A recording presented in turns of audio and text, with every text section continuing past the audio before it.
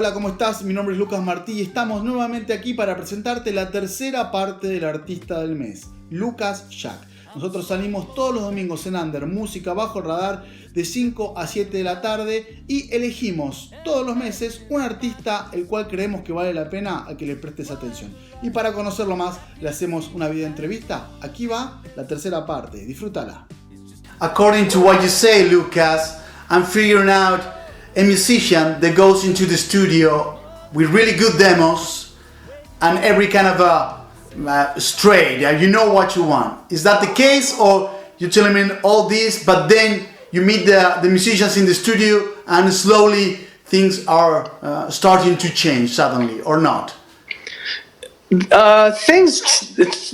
depends. The last few albums have been different. I've approached them very differently. Sometimes you do what's called pre-production with a band. Before you start recording, you sit together in the room and you play as a band and make sure that everything works. And often, I will say the songs don't change. The song per se doesn't change so much, but the arrangement changes a lot. So we need a longer intro or no intro, or extend the bridge, or have a longer, whether we have a hard stop at the end of the song or whether it's going to be a fade out. So the band just keeps playing and then the producer turns, the fader down. So songs definitely change to fit what works with the band. Because I don't come in with preconceived ideas of what the drums will be, or usually I do control what the bass is because I'm usually kind of playing the bass with my left hand, but definitely not the groove of the bass. I don't come in telling the bass player exactly what he has to play or the feel that he needs to play with. I'm mostly focused. I know what the keys are going to do, and I know what the vocals are going to do, and I'm pretty sure what the vocal harmonies are going to do. Yeah. But other than that, I kind of let people bring their musicianship and try to make the song as good as they can make it, because I don't know how to play lead guitar, so I leave that to the lead guitarist. Good. At the moment, with you as the core of your band, if I'm not wrong, you have Michael Gomez in the drums and Justin Snyder in the bass. Is that right? Yep, that's the band. Me and Mike and Justin. How do you met them? Mike Gomez, I hired to play my album release show. Okay. Before I forget. I hired him to play that. He was suggested to me by this producer, Matt Damon.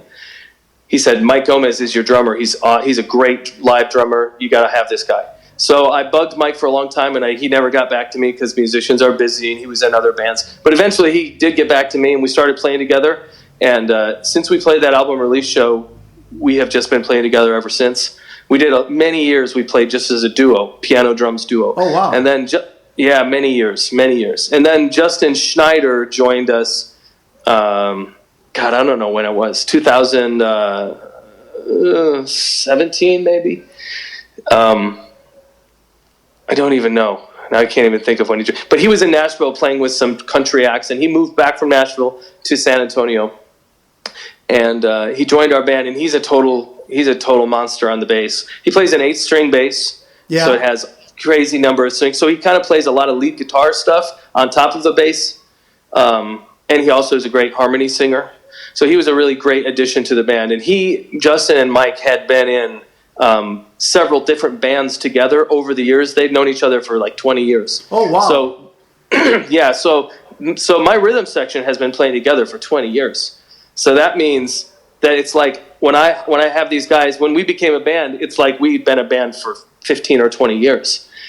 So they know exactly how each other play. If one is in the other rooms cutting bass and drums at the same time, and there's a big retard at the end of a song, they won't even see each other, but they'll just retard at exactly the same pace and speed, because they just know how each other play. So they have been a huge asset for the band. They made the band so much better. They're just really great musicians, and it's really important in a band. They're easy to get along with, and respectful guys. Yeah. It's hard to get along in a band with a bunch of guys for weeks and weeks, and we don't ever run into any personality issues. So they're really great dudes to work with too. You need good musicians, but good people also, because you're gonna be hanging around with them a long time. So absolutely, and drummers are all crazy. Oh, really?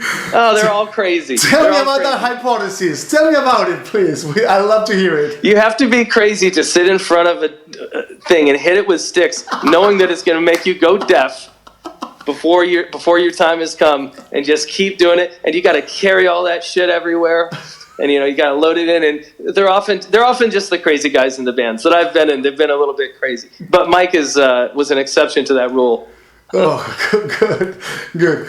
Lucas, before I forget, it comes "Make It Beautiful" 2016, where your music kind of make a twist, because you left a little bit the piano to the side and you start to put more electronic instruments like keyboards, and also the songs are more poppy, let's say, in a way. Definitely, yeah. What was the cause of that change?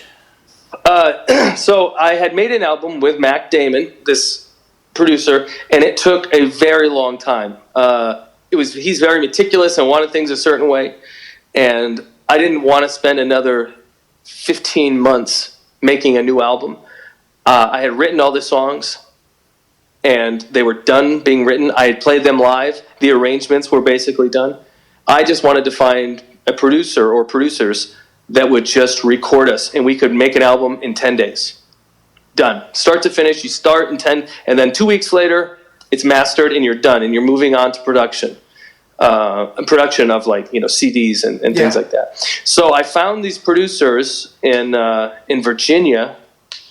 It's an interesting story how I found them, but they produced an album for a guy that another musician that I liked, and I just found out from him who produced his album. Brendan James is his name, who I met on pushing our kids together at a park one time when I was in Charleston. Just a total random story. Met this guy who happened to be this piano player. And anyway, so that's how I ended up networking to find the producer that made his album. And I called these guys, Chip and Kit is their name. Alpine Red Studios was the name of the studio. And I said, hey, I've got these songs. Can you record them for me? I said, I've got bass, drums, piano, and singing, and you can add everything else to it. I want to come there to Virginia for 2 weeks, record the band, record all the vocals, all the background vocals, and then I'll go back home to Texas, and you can add some guitars and some shakers and some synthesizers and some whatever else you want to add to them. And they said, sure, we'll do that. So that's what we did. And it was a wham bam, much different way of recording an album than I had done before. And it ended up being, sort of a polished, poppy album. And a lot of the songs were about becoming a father, which I had done since my last album. So the songs are kind of about my daughters and family life sort of stuff. So that's how that album came to be.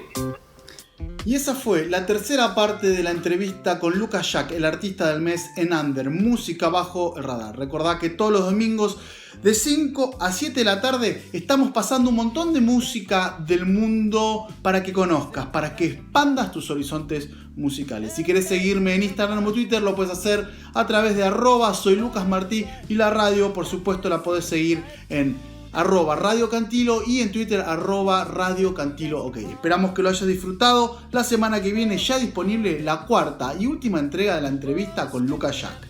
Nos estamos viendo.